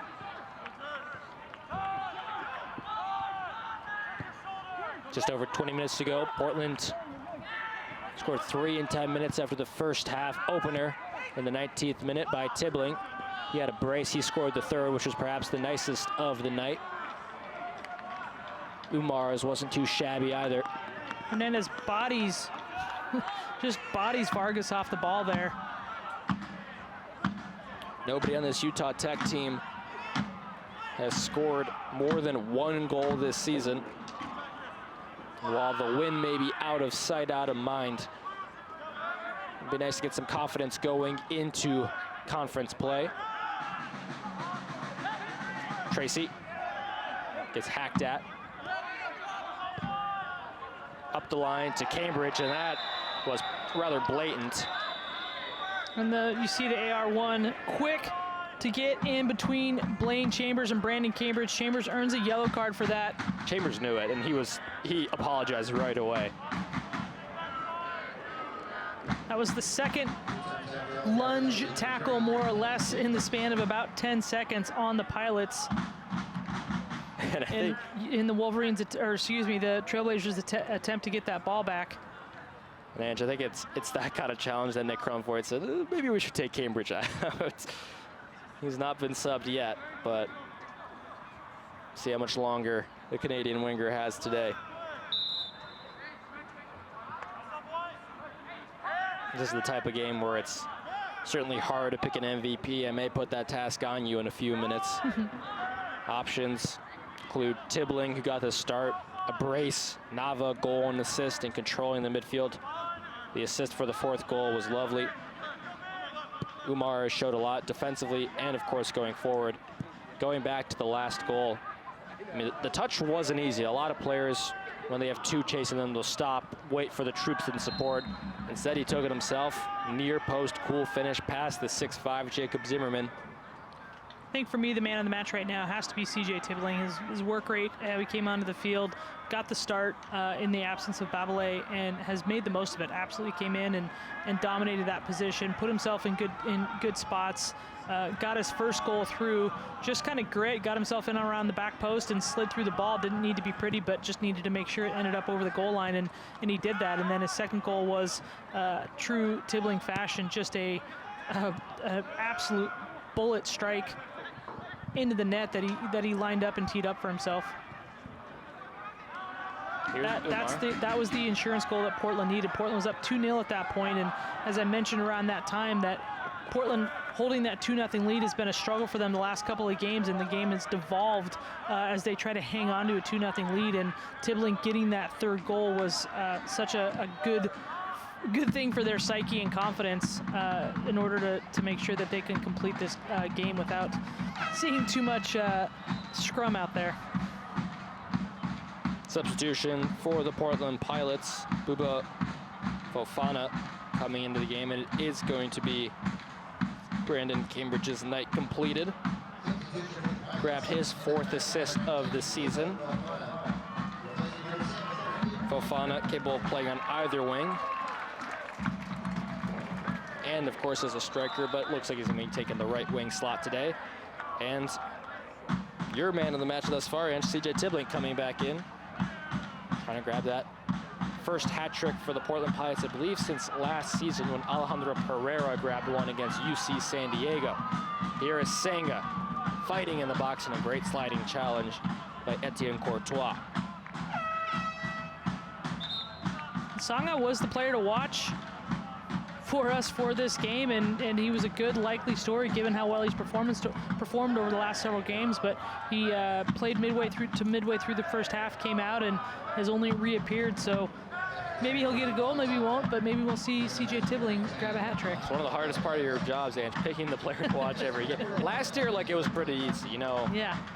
Clean sheet after clean sheet, usually like a 1-0 win, 0-0, 1-1. It was George Tosseries like half the time. Sure. Still, he's having a good season, don't get me wrong, but offensively, this team is building an identity of goal-scoring studs. See if they can get a fifth right here at the back post. Hatcher almost does.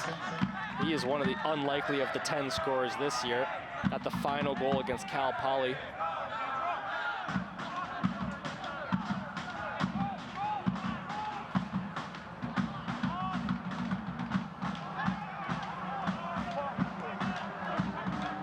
Tech building up from the back. Both these teams have a game on Friday.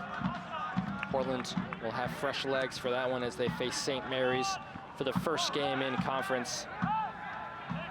Not that the records go back to 0 in terms of national ranking, but you can be undefeated, but if you have a poor conference slate, you don't get that automatic bid for the tournament, which Portland craves.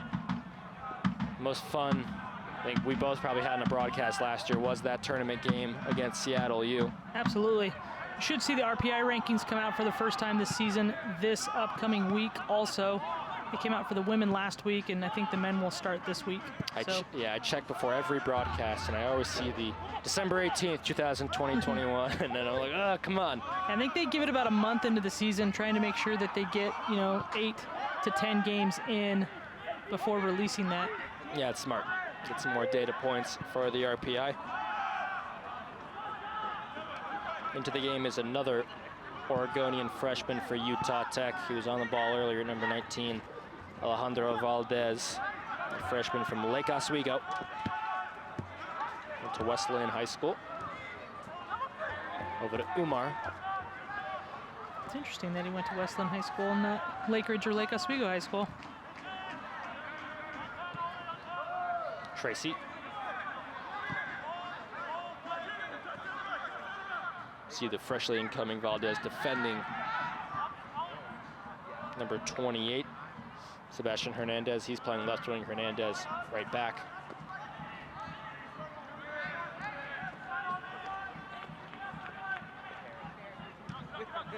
Hatcher plays it through with his momentum back to Limes.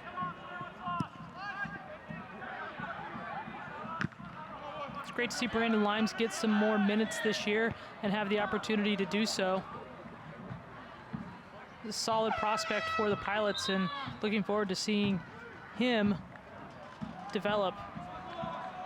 The other keeper on this roster, true freshman Miguel Angel Hernandez. He will likely redshirt this season. If anybody can find a way for George Stasuris to stick around for another year, though, I'm sure Nick Carlin-Voigt can do it. How many senior nights can one player get? Yeah, because remember, Arteaga and Tracy were both, Arteaga, Tracy, and Tassaris were all honored on senior night last year, and rightfully so for what they've done with this program. But thankfully for Nick Carlin-Voigt, they all were eligible for another year of eligibility. All three came back. Some notable seniors from last year that we certainly enjoyed watching as the ball trickles out of play. Luke Hendel was a player I really liked watching last year. He was a talented German attacker.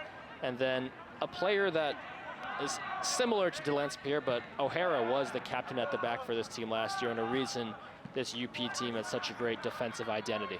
And it was difficult for Carlin-Voigt to try to replace him, and ultimately why Arteaga, only after a game or two, shifted back into that center back position next to Delancey. Really needed that composure, needed that leadership from Arteaga in the back. So key to starting this offense and generating the possession that Carlin-Voigt wants to play from back to front when they win the ball.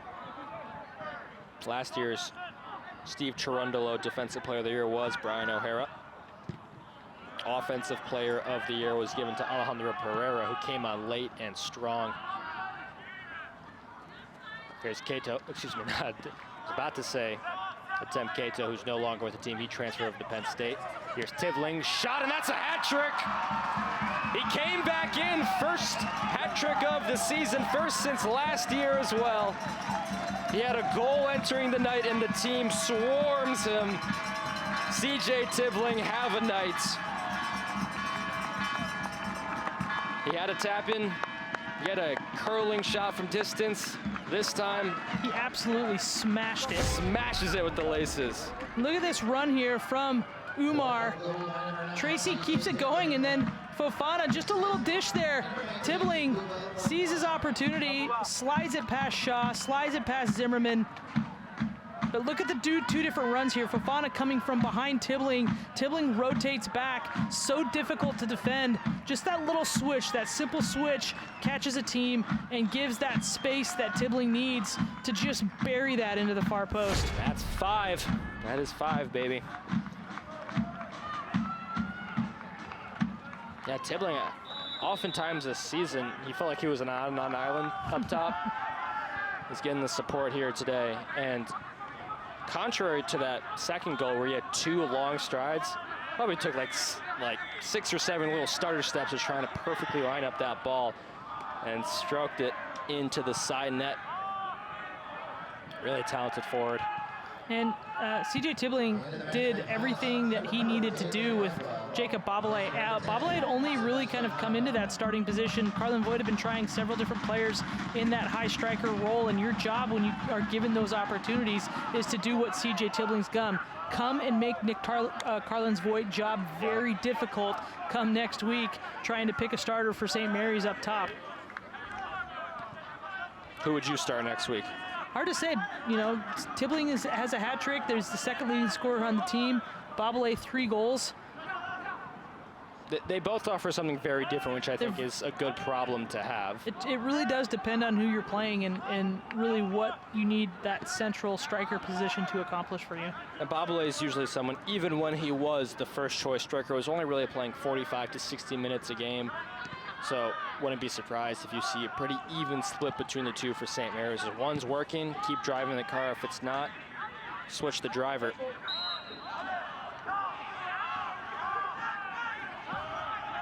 You know, Tracy gets called for the foul there on Abby Gomez, and really I think that's the right call. He comes in late, comes in a little bit behind him, and Gomez ends up coming down on top of him. That looks like that's the foul, but it's only as a result of what Tracy did to him. Utah Tech, most they've given up this season was 6 to Wisconsin. They're trying to grab their first here. There's going to be a foul beforehand.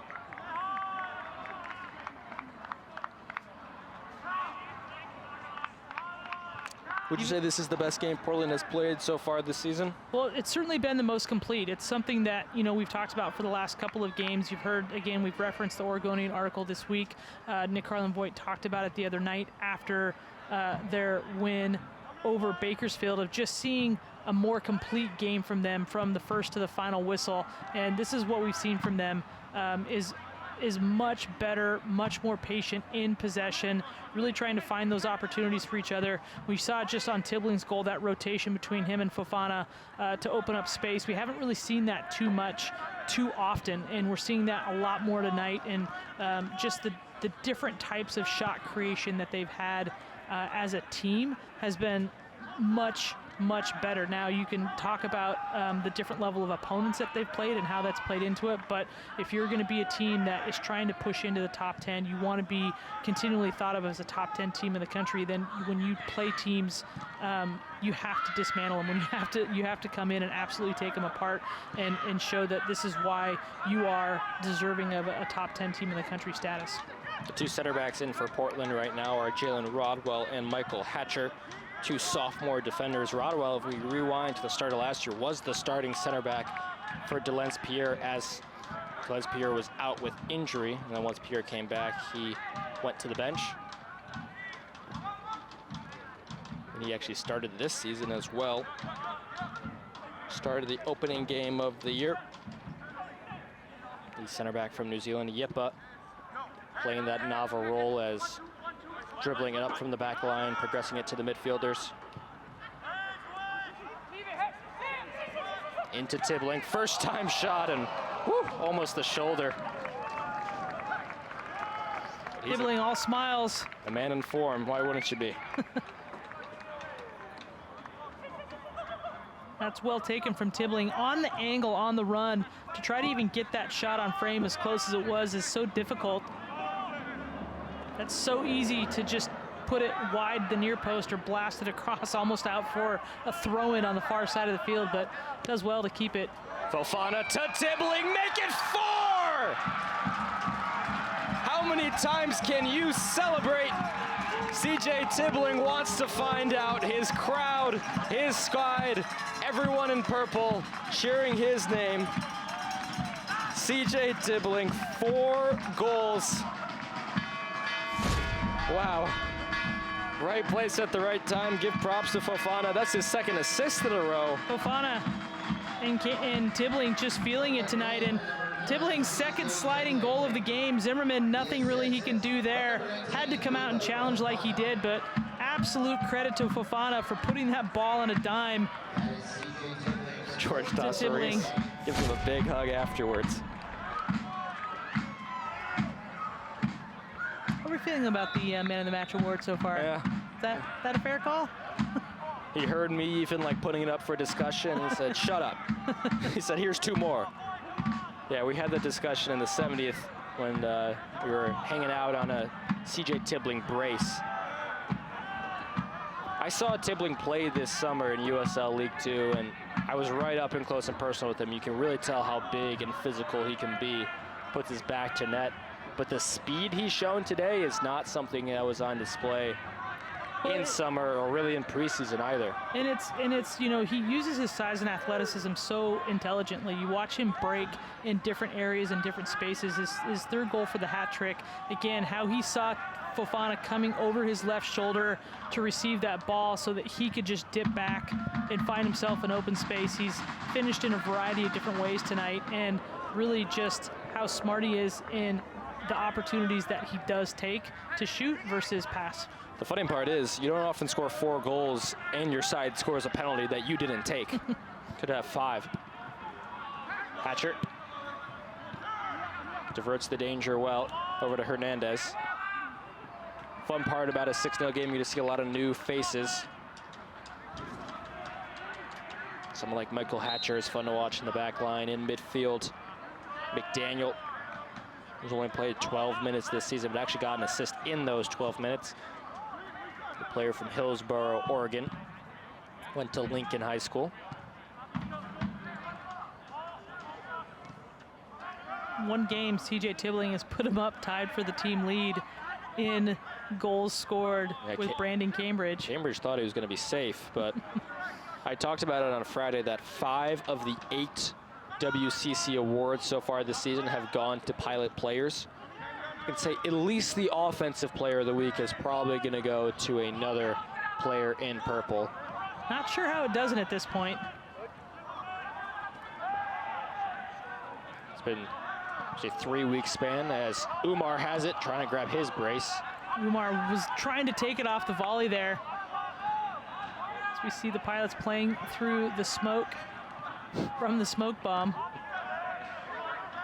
If any of these players have pro aspirations, which certainly a lot of them do. Well, I think that's why they moved.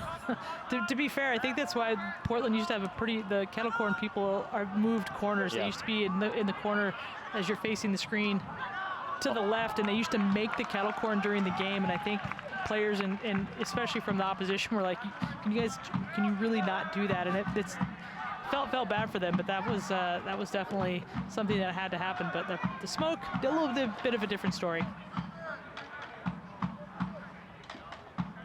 Yeah, Flair favored popcorn's not the best. It smells good. Almost like soap. It smells better than it tastes. Umar. Good misdirection by him. He got Oliver Stone off his back. 86th minute.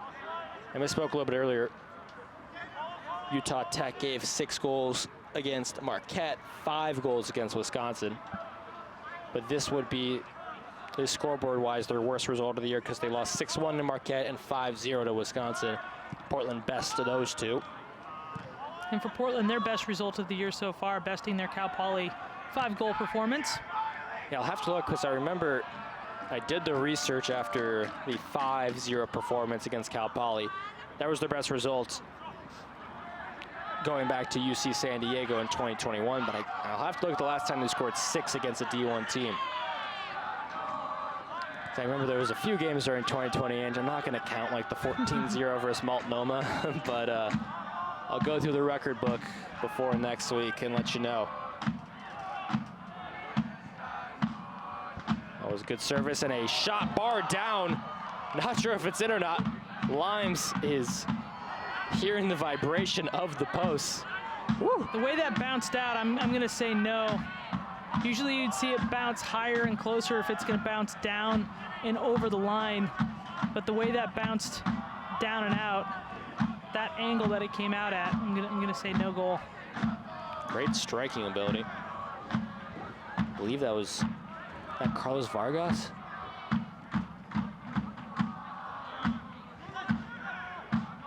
Limes trying to keep the collective clean sheet for his side. He came in around the 68th minute. George Tosseris, the only exercise he's had to do since is celebrating with CJ Tibbling.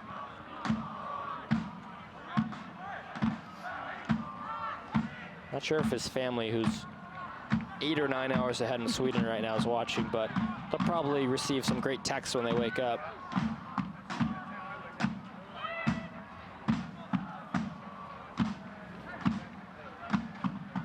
Rodwell.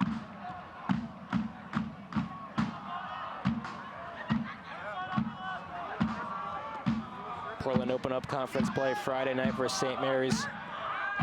They're trying to get a 7th. It goes out of play, while Utah Tech will return home and start their conference play on Friday night versus Grand Canyon at 7:30 at Greater Zion Stadium. GCU, one of the premier teams in the WAC. Yippa with a good run there out of the back line. He's playing that 6th position, and you see him dropping in deep to get it right in between Rodwell and Hatcher. And you see what this player, what Yippa's going to be for this program for the next 4 years. Such a dynamic run out of the midfield. He brings a great size to that 6th position, and again, so composed in that spot. Very good defending, puts himself in the right channels to deny players. He's going to be something special for this Pilot team for the next several years. Umar looking like something special as well. Splits 2, gives the leave off. Shot almost coming in. Patience, low shot and off.